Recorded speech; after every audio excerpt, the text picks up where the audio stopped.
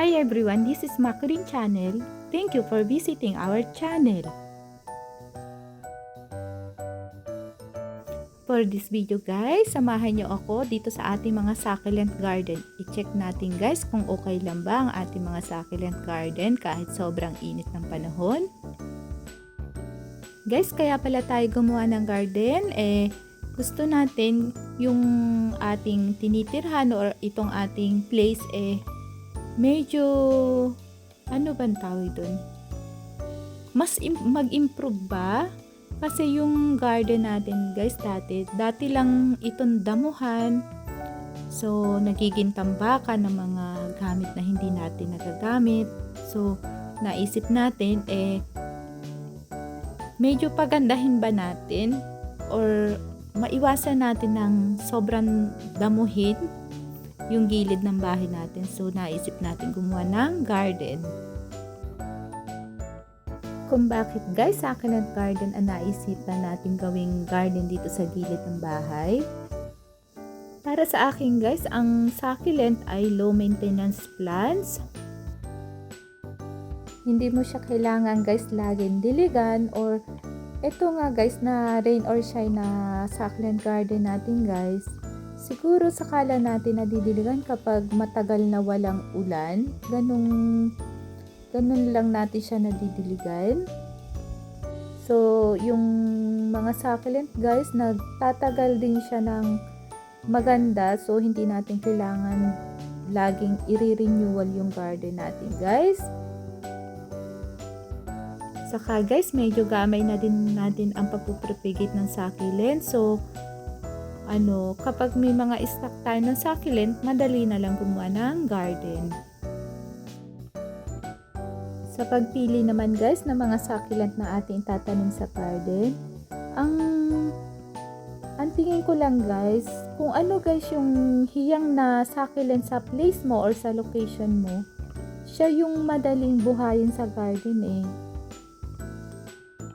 And then sa lugar naman guys ng garden, gusto ng mga succulent guys yung nasisikatan ng araw at saka may hangin ba, hindi siya kulog na lugar.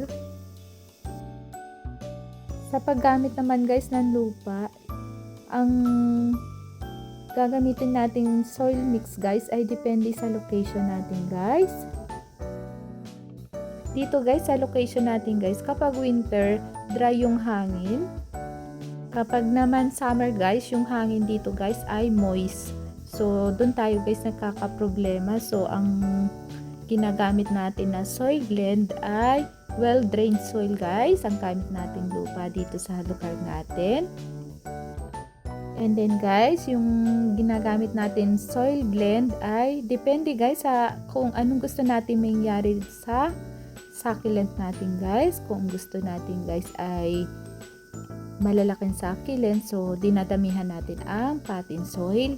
Kapag gusto naman natin guys, ang succulent natin ay something cute or something kawaii, so binabawasan natin ang potting soil.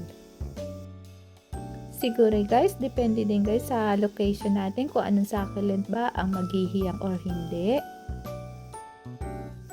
Guys, ang mga common mistake ko na nagawa nung mga bago pa lang tayo nagsasucculent, ang akala natin ang succulent ay indoor plant, so ginawa nating house plant yung mga succulent natin.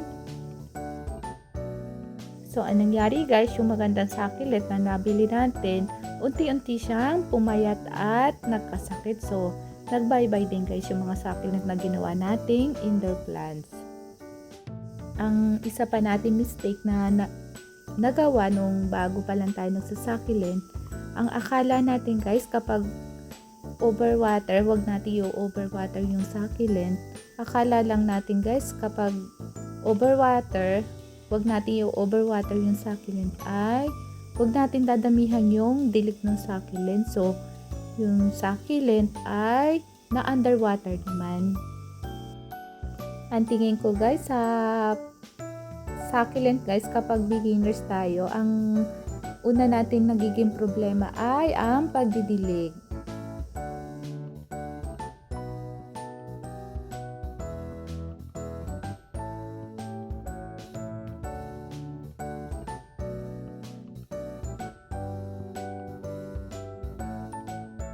Kapag na-underwater natin guys ang succulent ay nagiging mabagal guys ang paglaki ng succulent natin guys. And then pumapayat din guys yung mga succulent.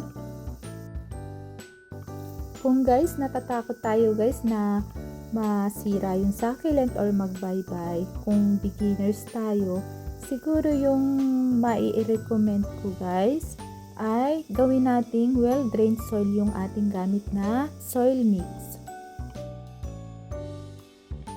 Sa pagpili naman guys ng mga succulent natin na ikukulek, siguro dun muna tayo guys mag-i-start sa mga succulent na madali lang alagaan. Sa succulent naman guys, rare or common na succulent, pares lang sila guys gumaganda. Basta guys na aalagaan natin ng tama yung succulent, lahat ng succulent ay gumaganda. Para naman guys makontrol natin guys ang mga pest sa ating succulent, gumagamit tayo ng pest control na Ultruran DX. Dahil guys meron tayong anak na kindergarten, ang isa nating iniiwasan ay gumamit ng mga gamot na matapang dito sa ating succulent. Kung minsan guys yung anak ko, yung bunso ko, sumasama sa ating pagsasakirin. So, iniiwasan natin guys ang gumamit ng mga gamot na matatapang. Para naman guys, ma-maintain natin na maganda ang rosette ng ating mga succulent, ang ginagawa ko naman guys, ang ating mga succulent guys ay inilalagay natin sa lugar na nasisikatan ng araw. Sa pagdidilig naman guys, ang ginagamit nating tubig ay ang ating raw water. Ang raw water natin guys ay meron kasi kami dito ng dalawang klase ng tubig. Yung isang potable water at saka isang raw water. Yung raw water namin guys dito ay tubig galing sa bundok. So wala siyang halong chemicals. Yun ang ginagamit kong pandilig sa ating mga succulent. Sa ginagamit naman natin na pots guys, okay lang guys, any pots pwede naman, basta yung pots natin na gagamitin ay merong mga butas, okay na okay siya guys. Dahil guys sa location natin ay may taglamig at tag-init, so panahon ng taglamig guys, may mga succulent tayo na mahina sa lamig. Kaya yung mga succulent na mahina sa lamig ay ating inilalagay sa lugar na hindi sila magkaka-frostbite.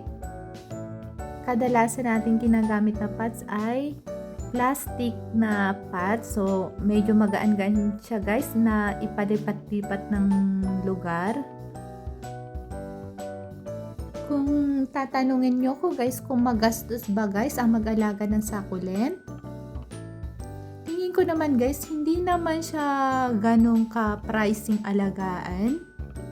Kasi yung succulent guys, pwede natin siya i-propagate. So, hindi natin kailangan laging bumili ng bagong succulent or kapag namatay yung succulent, bibili agad tayo. So, kailangan guys, marunong tayo mag-propagate.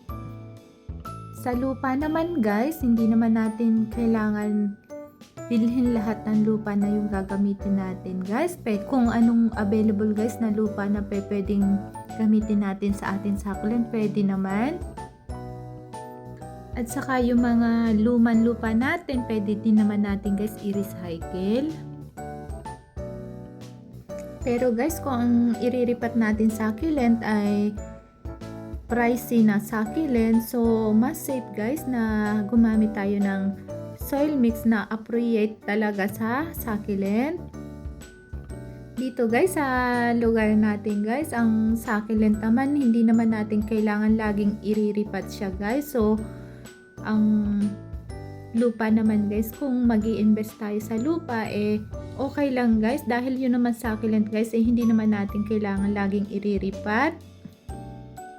Guys, yung mga succulent collection natin guys, bago natin siya iripat guys, inaabot guys na mga 2 years mahigit bago natin mairipat. At saka meron din guys mga succulent na ayaw nila na lagi silang niriripat. Ang isa ko guys na napansin dito guys ay yung alaga ko guys na cactus.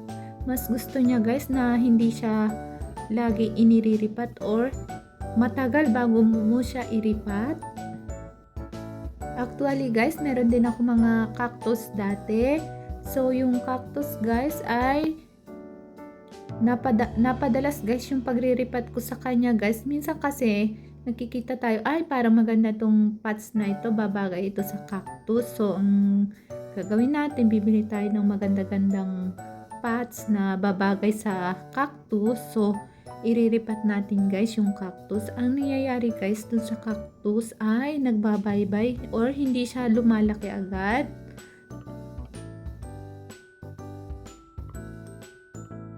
And then guys, meron tayong batang maliit or meron tayong toddler dito sa bahay. Medyo delikato yung tinik ng cactus sa mga bata. So hindi muna ako nagkukulit ng cactus.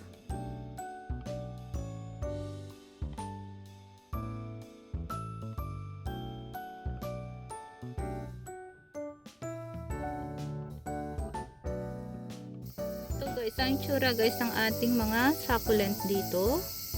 So yung ating camphire medyo nagiging colorful na din.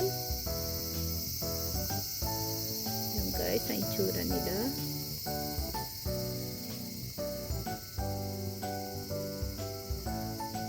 Sa zone na to guys, halos karamihan ay sedum. May ilan tayo dito semperbibium. Ito guys naman ay si morning dew na echeveria. Medyo nagkaroon siya ng sunburn.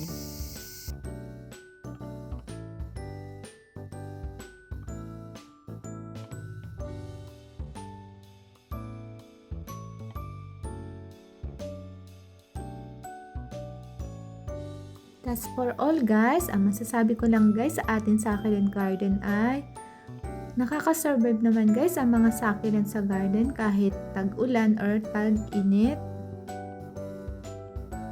Mas maganda guys kung ang succulent guys natin ay exposed sa sunlight. Mas nagiging matibay guys yung succulent. Hindi siya madaling magkasakit kung ang succulent natin ay exposed sa sunlight.